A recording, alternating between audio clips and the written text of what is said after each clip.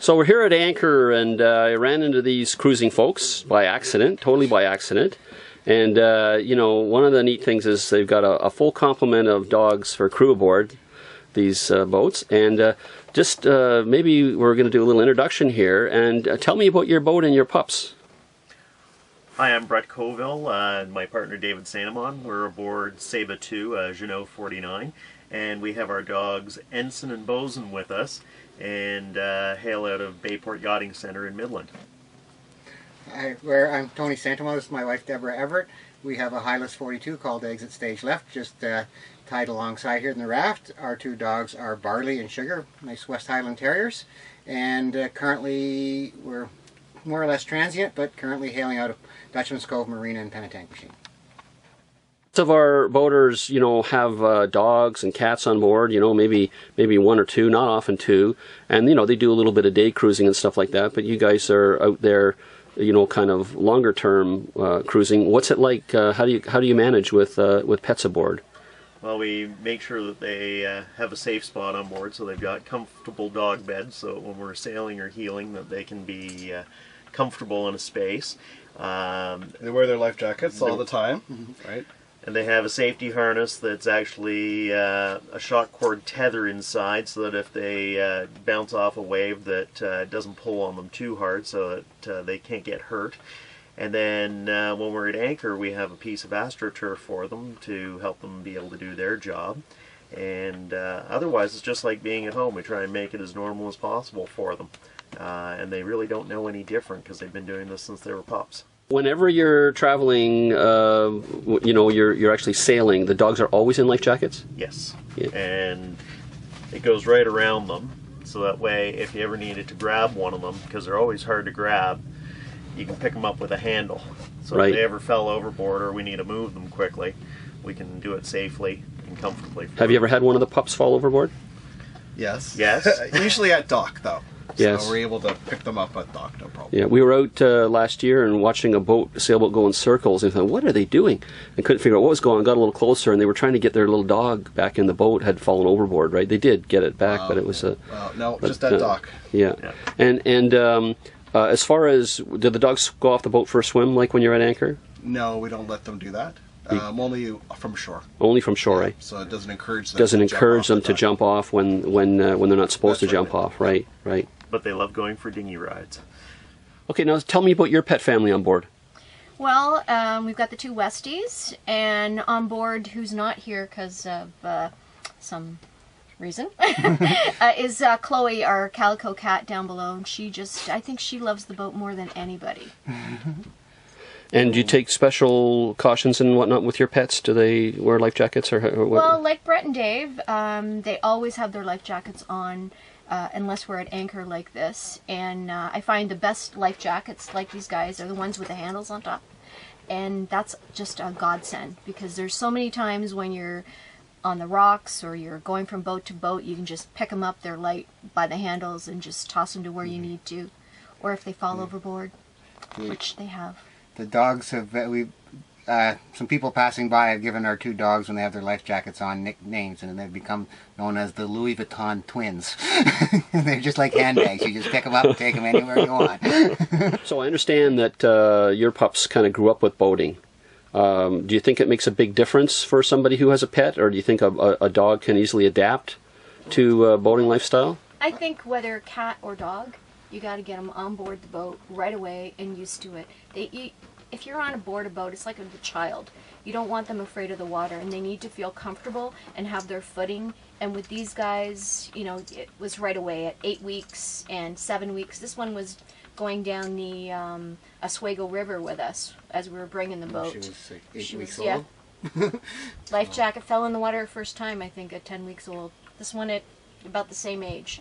And it doesn't faze them. If they're there all the time, it just doesn't faze them.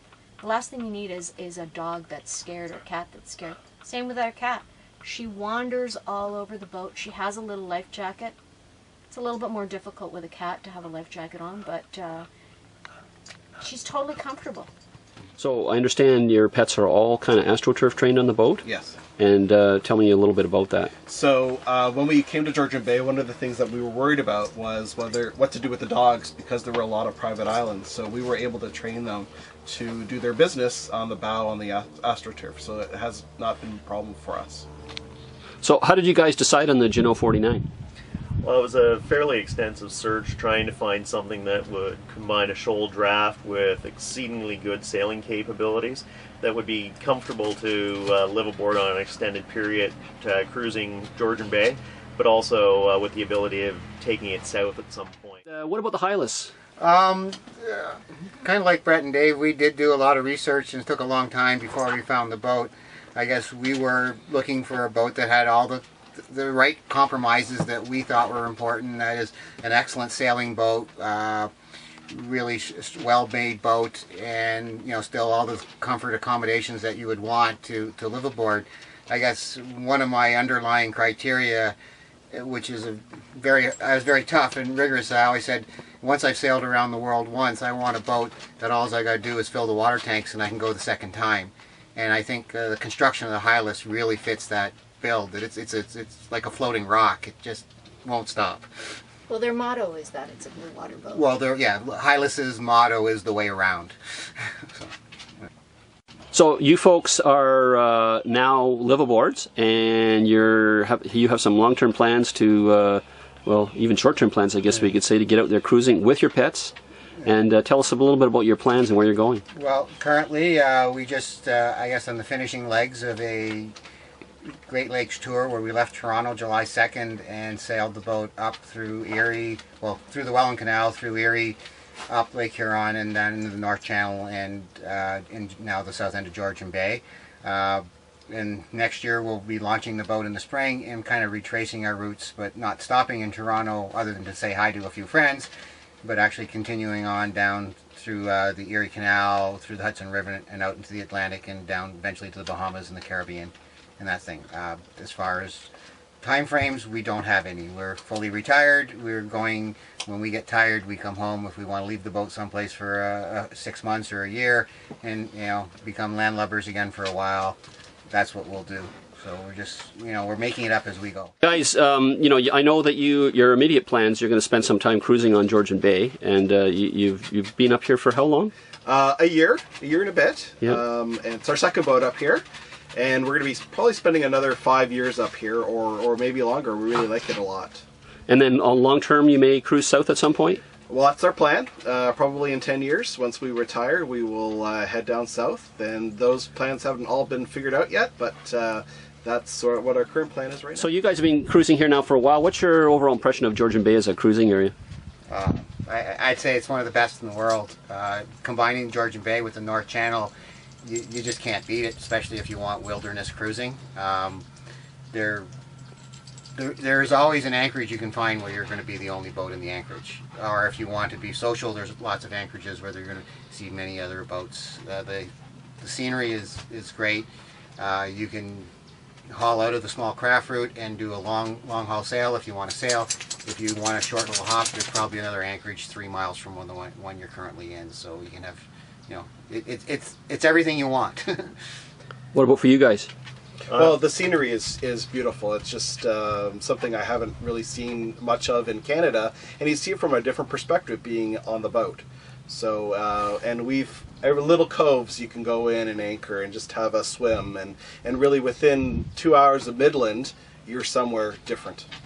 Yeah, we talked to a lot of boaters. I mean, last year I was down at Norfolk, Virginia, doing a presentation to the loopers down there. And anybody who's gold looper has done the loop once. I mean, they all rave that of all the areas, boating or Georgian Bay is the highlight of their travels. And what Cruising World named it as one of the top freshwater cruising destinations in the world.